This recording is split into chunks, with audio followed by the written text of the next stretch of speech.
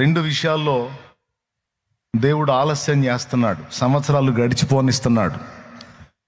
ఏమిటి ఆ రెండు విషయాలంటే, ఒకటి ఆయన రాక విషయంలో ఆలస్యం చేసి సంవత్సరాలు గడిచిపోనిస్తున్నాడు ఆయన రాక విషయంలో.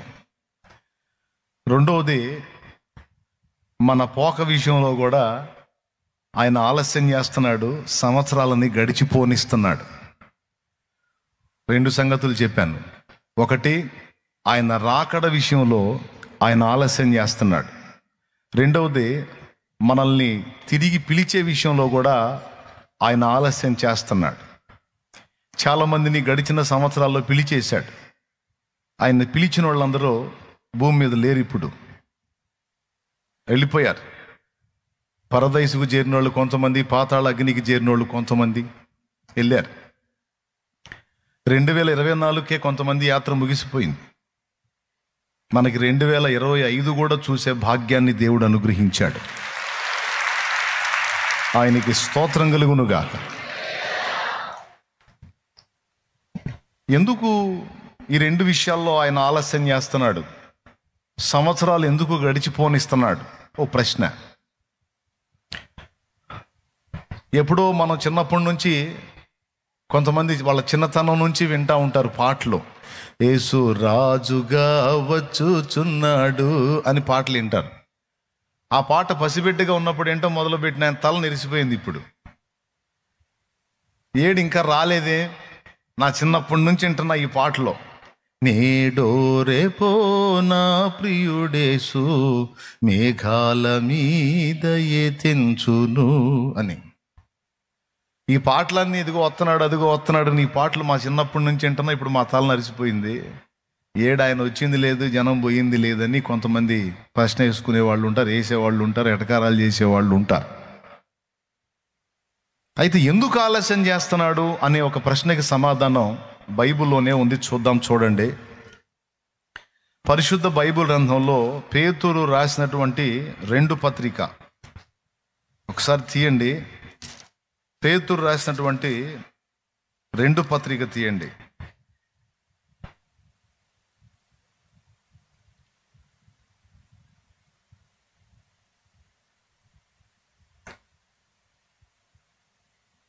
చూడండి, 4వ వచనం చదువు. 3, 4వ వచనం చదువు. ఆయన రాకడను గూర్చిన వాగ్దానం 3వ వచనం చదువు నాన్న. 3 నుంచి. అంత్య దినములలో అపహాసకులు అపహసించుచు వచ్చి, అంత్య దినములలో అపహాసకులు అపహసించుచు వచ్చి తమ స్వకీయ దురాశల చొప్పున నడుచుకొనుచు, వాళ్ళ ప్రవర్తన విషయంలో మారు మనసు పొందినోళ్ళు కాదు, జీవితాన్ని దిద్దుకోవటానికి ప్రయత్నించిన వాళ్ళు కాదు, తమ స్వకీయ దురాశల చొప్పున నడుచుకుంటూ ఆయన రాకడను గూర్చిన వాగ్దానం ఏమాయను అంటే తప్పుడు జీవిత విధానంలో బతుకుతూ మారు మనసు పొందకపోగా దేవుడిచ్చినటువంటి హెచ్చరికను వెటకారం చేస్తూ ఆయన రాకడను గూర్చిన వాగ్దానం ఏమాయను, పితరులు నిద్రించినది మొదలుకొని సమస్తమును సృష్టి ఆరంభమును నున్నట్టే నిలిచి ఉన్నదే అని చెప్పుదురను మాట మొదట మీరు తెలుసుకొనవలెను. ఇలాంటి వాళ్ళు వచ్చి ఇలా మిమ్మల్ని మాట్లాడతారనే సంగతి మొదట మీరు తెలుసుకోవాలి. ఏలయనగా పూర్వము నుండి ఆకాశం ఉండిననియు నీళ్ళలో నుండి. చాలు చాలు చాలు. అపహాసకులు వచ్చి ఏమయ్యా ఆయన రాకడను గూర్చిన వాగ్దానం ఏది, సంవత్సరాలుగా సృష్టి ఎలా ఉందో అలానే ఉంది, అంత్య దినములలో కొంతమంది అపహాసకులు అపహసించు, అది అక్కడక్కడ ఖాళీలు కనపడుతున్నాయి, చక్కగా కూర్చోవచ్చు పాపం. ఆ వీడియోలో అక్కడక్కడ ఖాళీలు కనపడుతున్నాయి, నా దగ్గరికి వచ్చి చెబుతున్నారు. వచ్చేవాళ్ళందరూ ఆ చివరి అది చూడండి, బయట ఎంట్రన్స్లో ఎంతమంది ఉన్నారు, ఆ ఖాళీలలో కూర్చోబెట్టండి, ఆపువాకండి వాళ్ళని అక్కడ. రైట్, స్తోత్రం చెప్పండి అందరూ, 2 చేతులు ఎత్తి చెప్పండి. అది ఈ అంత్యదినాల్లో అపహాసకులు వచ్చి అపహసించుచు తమ స్వకీయ దురాశల చొప్పున నడుచుకుంటూ దేవుని యందు భయభక్తులు కలిగి మారు మనసు పొంది రక్షణానుభవంలోనికి వచ్చి దేవుని ప్రేమించి సేవిస్తూ దేవుని యందు భయభక్తులు నిలిపిన వాళ్లతో వెటకారం చేస్తూ వాళ్ళని మాట అడుగుతారట. ఏడయా మీ ప్రభు, అదిగో వస్తాడు, ఇదిగో వస్తాడు, ఇదిగో వస్తాడు, అదిగో వస్తాడని చెప్తున్నారు. సంవత్సరాలుగా సృష్టి అలానే ఉంది, ఏ మార్పులు లేవు. ఏడి నీ ప్రభు అని ఎగతాళిగా ప్రశ్నిస్తారట. దానికి సమాధానం 9వ వచనంలో చెప్పాడు. ఎందుకు ఆలస్యం చేస్తున్నాడో చదువు. కొందరు ఆలస్యమని ఎంచుకొనున్నట్లు ప్రభువు తన వాగ్దానమును గూర్చి ఆలస్యము చేయువాడు కాడు గాని ఎవడును నశింపవలనని ఇచ్చయింపక అందరూ మారు మనసు పొందవలనని కోరుచు మీ ఎడల దీర్ఘశాంతము గలవాడై ఉన్నాడు. అదండి కారణం. ఆయన రాక ఎందుకు ఆలస్యం చేస్తున్నాడు అంటే, సంవత్సరాలు గడిచిపోతున్నా ఇంకా ఎందుకు రాకడ ఆలస్యం అవుతుంది, ఎందుకు ఆయన ఆలస్యం చేస్తున్నాడు అంటే, మీరందరూ రక్షింపబడాలి, ఎవడైనాను నశించకూడదని దేవుడు ఇస్తున్నాడట. ప్రభువు తన వాగ్దానమును గూర్చి ఆలస్యము చేయువాడు కాడు గాని ఎవడును నశింపవలెనని ఇచ్చయింపక, ఇచ్చ అంటే కోరిక, ఎవడును నశించాలని దేవుడు కోరుకోవట్లేదట. అందరూ మారు మనసు పొందవలెనని కోరుచు మీ ఎడల దీర్ఘశాంతము గలవాడై ఉన్నాడు. ఎందుకు ఆలస్యం చేస్తున్నాడని నిన్ను వెటకారం చేసి అడిగేవాడికి ఇది రాకడ విషయంలో, ఏడి నీ దేవుడు ఎందుకు ఆలస్యం చేస్తున్నాడని నిన్ను ప్రశ్నించేవాడితో నువ్వు సూటిగా చెప్పాల్సింది ఏంటో తెలుసా? నీ మారు మనసు కోసమే ఆయన ఆలస్యం చేస్తున్నాడు అని చెప్పాలి. ఆయన రాక లోపే మనం పోక మునిపే మారు మనసు పొంది పాపాలన్నీ కడగబడు నిమిత్తం బాప్తిస్మం పొంది పరిశుద్ధ పరచబడిన వారమై మారు మనసుకు తగిన ఫలం ఫలిస్తూ జాగ్రత్తగా సిద్ధపడి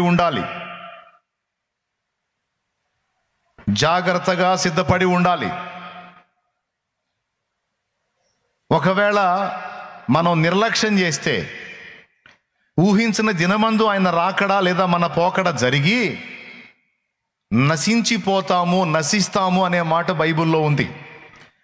ఆయన రాకడంటూ జరిగితే అప్పటికి మారు మనసు పొంది రక్షణ పొంది సిద్ధపడ్డ వాళ్ళు మాత్రమే ఎత్తబడతారు.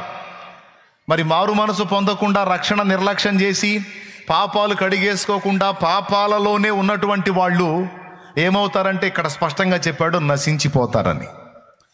నశించుట అంటే నరకాగ్నికి పంపబడుట, అగ్ని ఆరని పురుగు చావని స్థలమునకు నెట్టబడుట అనేది జరిగిద్దనేది దేవుని వాక్యం చెప్పిన సత్యం.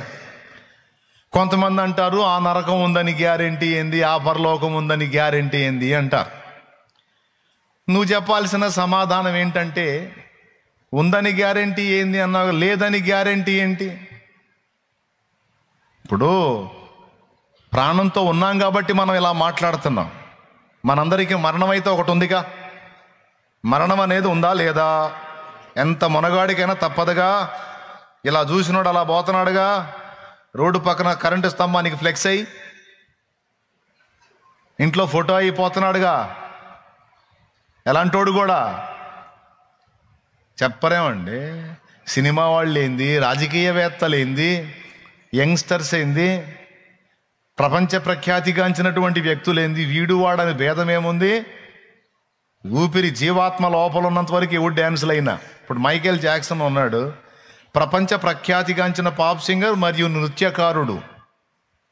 వాడు తిరిగిందన్ని మెలికలు ఎవడు తిరగలేడు అనమాట. అంత బాగా మంచి డ్యాన్స్ చేయగలిగినటువంటి నటుడు ఆయన, మంచి డాన్సర్.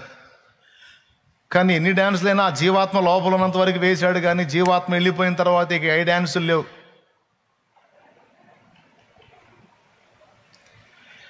మైకేల్ జాక్సన్కైనా మరణం తప్పదు, ఇంకొకటికైనా మరణం తప్పదు. కాబట్టి మరణం సంభవించినంత వరకే ఎవరి డ్యాన్సులైనా.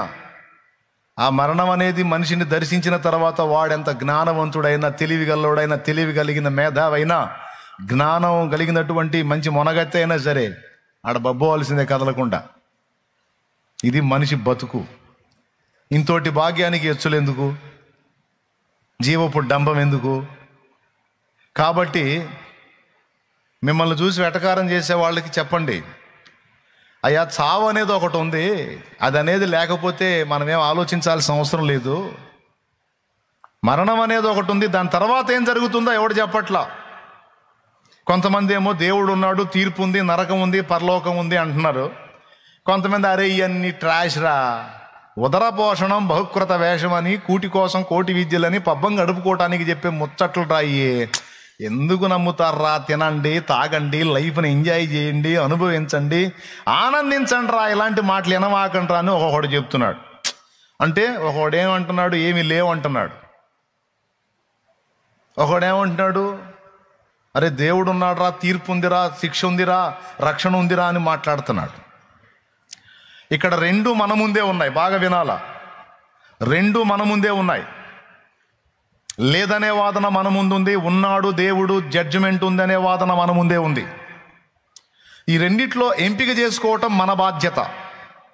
ఫర్ ఎగ్జాంపుల్, అవన్నీ లేవు అని ఒకడు నమ్ముతున్నాడు, అవన్నీ ఉన్నాయని ఇంకొకడు నమ్ముతున్నాడు. మనం దేవుడున్నాడు, జడ్జిమెంట్ ఉంది, తీర్పు ఉంది, శిక్ష ఉంది, నరకం ఉంది, పరలోకం ఉంది అని మనం నమ్మాం. వినండి, నమ్మాం. అదే నమ్మకంతో మారు మనసు పొందాం, బాప్తిస్మం పొందాం, సిద్ధపడ్డాం, జాగ్రత్తగా బతికాం, సచ్చాం. తీరా చూస్తే ఏమి లేవు. దేవుడు లేడు, తీర్పు లేదు, నరకం లేదు, పరలోకం లేదు, ఏమీ లేదు. అప్పుడు మనకేమన్నా నష్టమా? నష్టమా? లేదు కదా.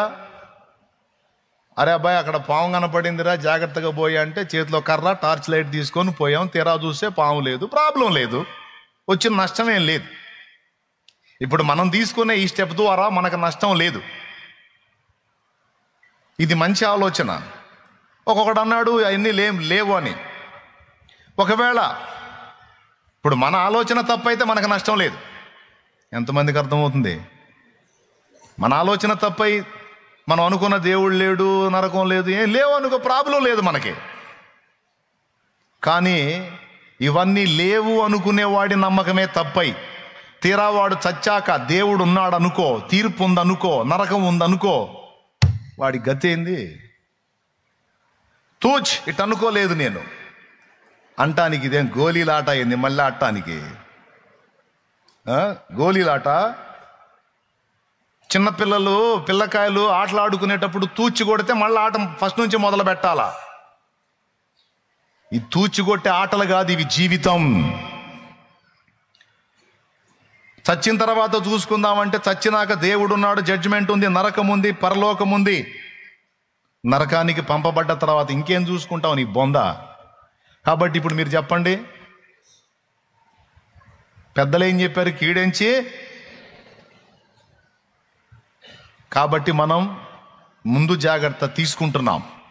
మనం తిక్కలోళ్ళం కాదు, మనం తిక్కలోళ్ళం అన్నాడు చూడు, వాడు డబల్ తిక్కలోడు అవుతాడు రేపు.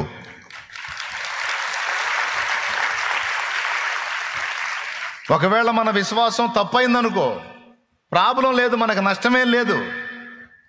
కానీ వాడి విశ్వాసం తేడా పడ్డదనుకో, బలి, నరకంలో బలి. కాబట్టి ఇంకొక మాట కూడా చెప్తా, అదంతా ఏమీ లేదు అనుకోవటానికి లేదు. ఎవరైనా ఒక వేలు రాయి మీద పెట్టి, బాగినన్నయ్య, ఒక వేలు రాయి మీద పెట్టి ఇంకో రాయి తీసుకొని ఆ వేలుని పచ్చడగా నల్లగొట్టుకుంటున్నాడు అనుకో, అతన్ని మీరేమంటారు? చెయ్యి రాయి మీద పెట్టి, బండ మీద పెట్టి ఇంకొక రాయి తీసుకొని పసా నల్లగొట్టుకుంటున్నాడు అనుకో చేతిని, అతన్ని నువ్వేమంటావు? పెద్దగా రైట్. అంటే తెలిసి ఎవరు కూడా తన శరీరానికి హాని. మరి ఏం పిచ్చి పట్టి అరికాలు మొదలు నడినెత్తి వరకు తూట్లు అయ్యాడు ఆ సిలువలో. మైండ్ పోయా, పిచ్చి పట్టా, మెంటలేకా? కాదు, నీకోసం కాచుకొని ఉన్న ఘోరమైన తీర్పు నుంచి నిన్ను కాపాడాలని ఎక్కాడు సిలువ.